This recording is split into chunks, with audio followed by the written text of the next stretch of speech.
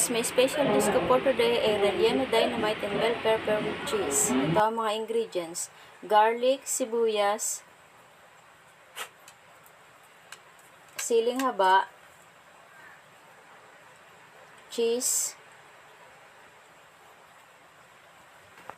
bell pepper, wrapper, patatas, carrots, and ground pork.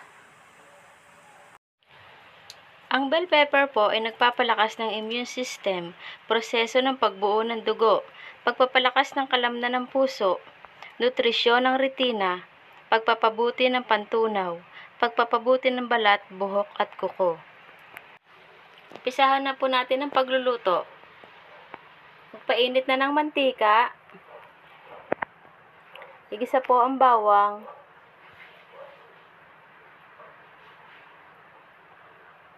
Hanggang mag-golden brown.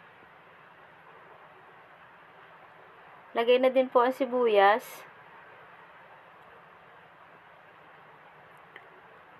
Haluin lang po ng mabuti.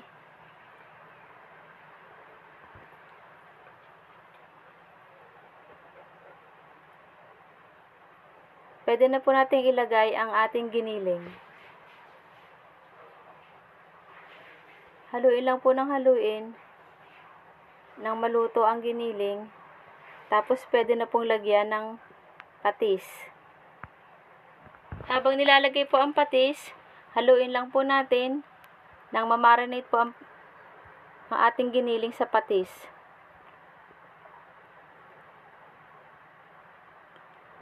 Pwede na po natin ilagay ang carrots.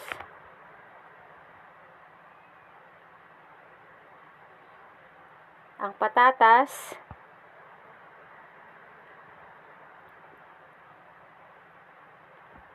Habang nilalagay po natin yan, haluin lang po natin ang haluin nang mamix po ng maayos ang ating giniling.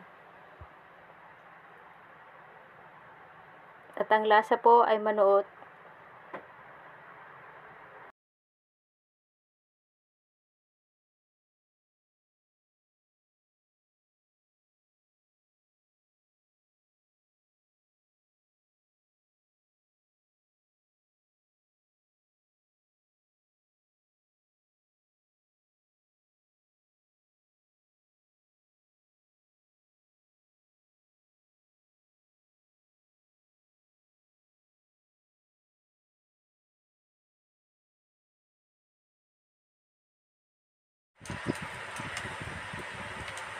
Yan mga kamamis, luto na ang ating giniling.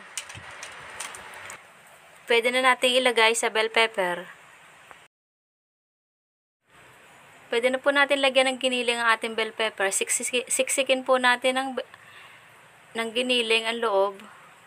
Tapos lagyan natin ng siling haba para malasa natin yung pinaka-dynamite niya.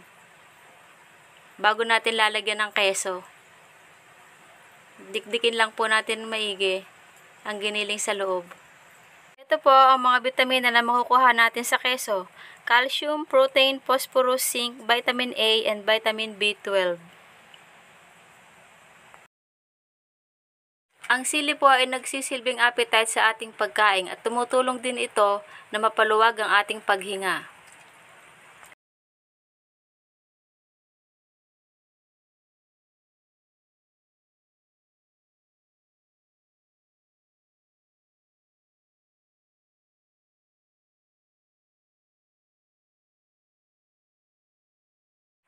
Ayan, ready to fry na ang ating dynamite bell pepper.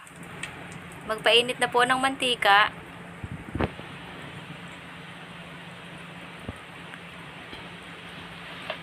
At ilagay ang ating bell pepper.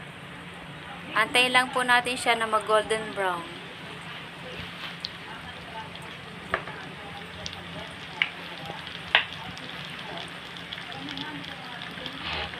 Pag nag-golden brown na po yan, ready to serve na.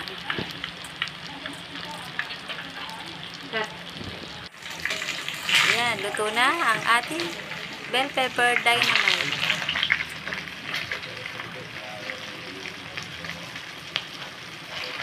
masarap po yan na appetite sa pagkain.